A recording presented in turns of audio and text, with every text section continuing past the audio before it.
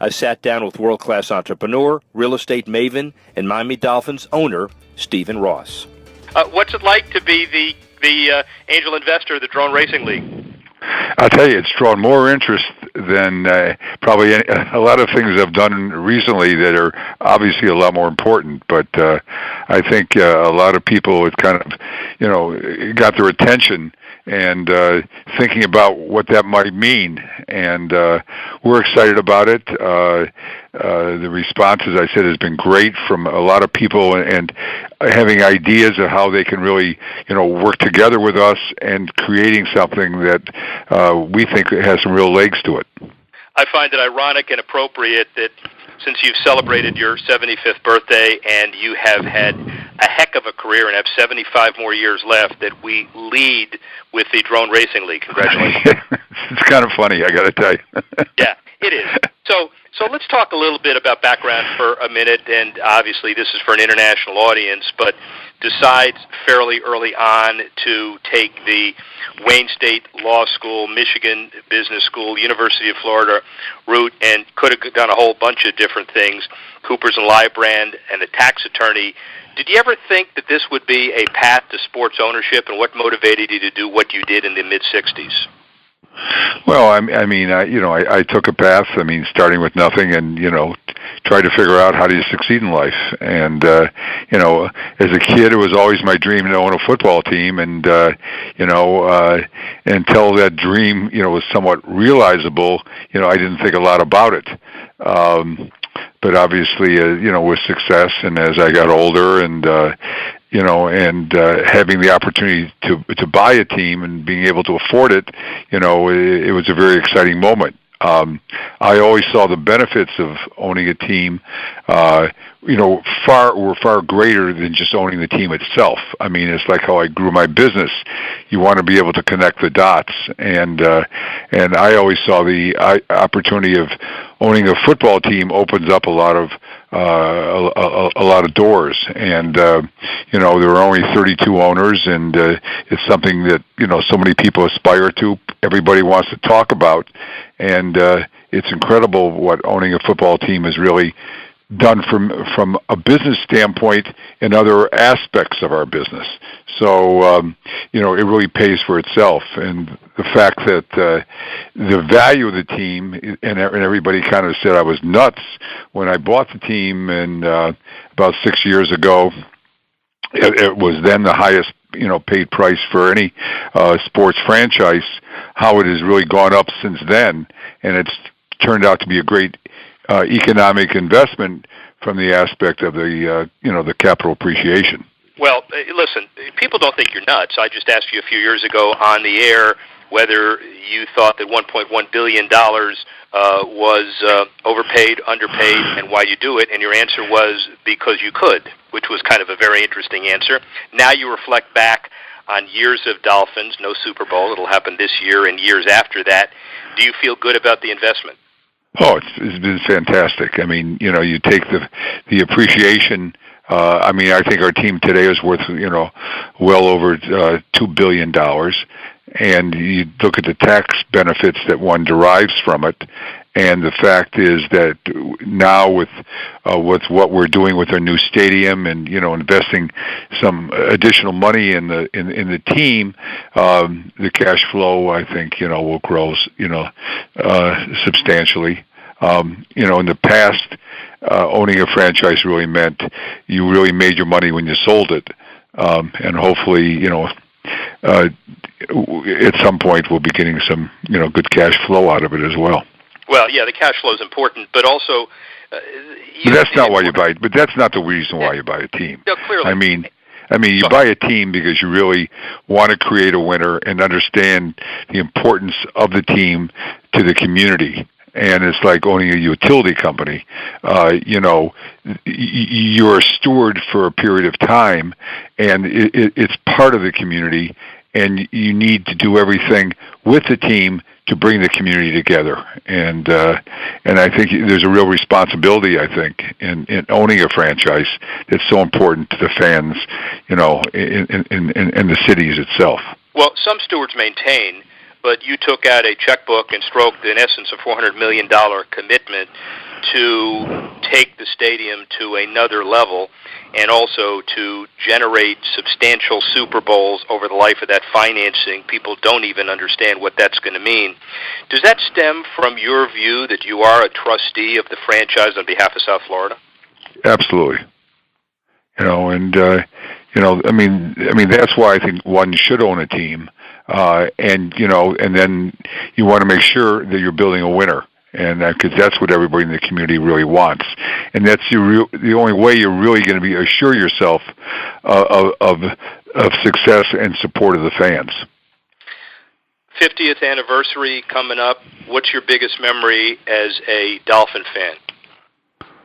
I mean, you look back. It's been a long time since they've been in a Super Bowl. So, but I can remember those days when they were that franchise that people expected to go to Super Bowls, and just being what was then in the Orange Bowl. Those were exciting moments just to be part of it, and never dreaming that I'd own. Dreaming I'd own the team, but not really believing it. It was just fun to be part of that, and something you'd like to kind of rekindle, if you will. Yeah, dreaming and not believing, but necessarily generating experience to get there as a USFL owner, and then remembering, people may not remember, you bid on the Jets. Was that the best deal you never made?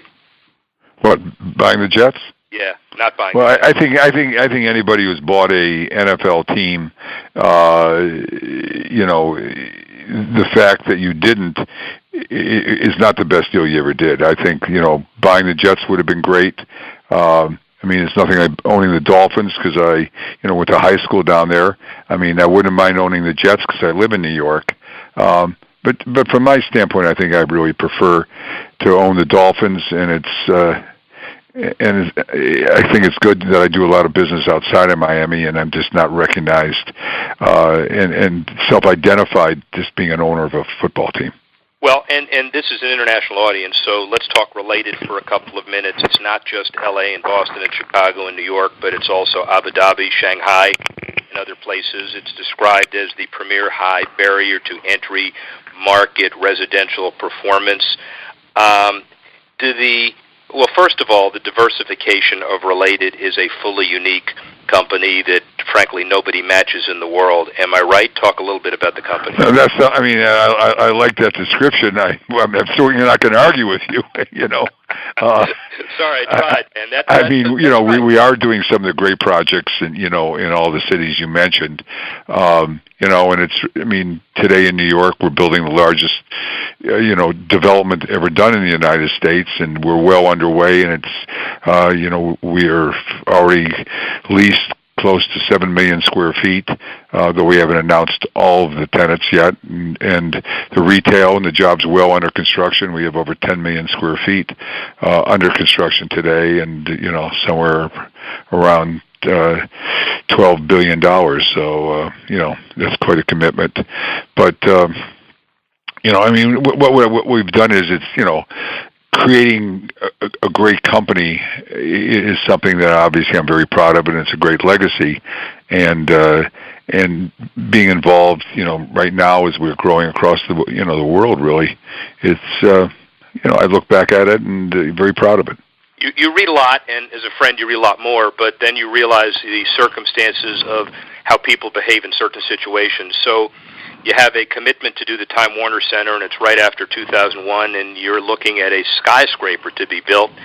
Do people understand what goes into the mentality of saying we're going ahead under those circumstances? Tell that story just for a couple of minutes.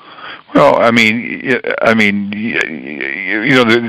real estate development business is obviously a very high risk business because you're doing something, at one time and not knowing what the market will be at the time you're completed. And so, you have to learn how to kind of de-risk it because you can't be taking total risk on everything you do because then you're just gambling. But I think people, don't need to understand the risks.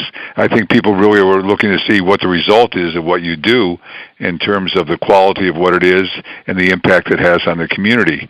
And, we love doing high impact projects that kind of enhance the cities that, that we're developing in. And, because we recognize that certainly the projects will certainly outlive all the things that, will certainly outlive me and as well as anybody working here. So you're really building something, to endure, and you want to be proud of it, and you want the city to benefit by it. So, that's the approach we take. Similarities and differences between the risks involved in owning a franchise like the Dolphins and the risks involved in your high-stakes real estate projects? Well, the great news in owning a football team is every year you start fresh. You start 0-0, and everybody has great expectations, and you're not able to do that in business. So, it's a total different kind of mindset you have. You might have a bad season, but, you make the right kind of personnel moves. You can do very well and bounce back, and you give it's always a hope certificate that you really have for the next year. You want to really be in a situation where you're winning year after year, but in the National Football League that's a difficult thing because it's really set up that every team should go 8-8 with all the rules that they have, and the draft and the free agency, the salary cap, and all that. So. Owning a football team is totally different than what you can do in business. You can go after and make sure you have the best staff of everybody because it's people are usually available. They're not under contract, and there are no rules about hiring people from other companies or basically taking recruiting. Students out of school and training them. You can get all number one draft choices if you're lucky. Yeah, well, and frankly, if you had the ability, because your heart is leading this investment, you'd have all number one draft picks, and Dolphins would be 19-0 every single year, and people don't kind of understand that you lead with your heart. You justify with your wallet, but how do you separate the passion from the business, or is there a way to separate it? I think you need to have the passion to be in the business. Yeah. You have to be successful in anything. You better have passion for it, because you got to really live those things and take them important and really do those things necessary to win, either in business or on the football field. And if you don't have the passion, you're going to be distracted, and you don't have the real commitment that it takes to be successful. Who's your biggest business hero? Well, in life it was probably my uncle, but he's deceased. But, today at 75, it's kind of hard to, you can't think back of young guys, but there's certainly a lot of, you see what's going on today and the success that a lot of young people are having and, in technology and everything. I can't really say haven't thought about who is my real hero. You got a lot, and you've learned a lot, so a couple of final questions in this context. If you have a choice between the next great Time Warner Center that exceeds your expectations by a factor or 2 or 3, Michigan winning the national championship or the Dolphins winning the Super Bowl, and you could only choose one, what is it? I believe you can have it all. You shoot for the moon. There it is, ladies and gentlemen. That's not a bad answer. He's become a great politician, ladies and gentlemen. Now the next final question, what are you going to do for the next 75 years? Get through the next year. Worry about the other ones after. A Super Bowl guarantee on the table? A Super Bowl prediction? No, there's one thing I've learned in owning a sports team. You don't make predictions. I have an expectation that we're going to make the playoffs, and then we'll go from there. But I certainly I believe we will, but I'm not predicting it. Steve Ross, thank you very much.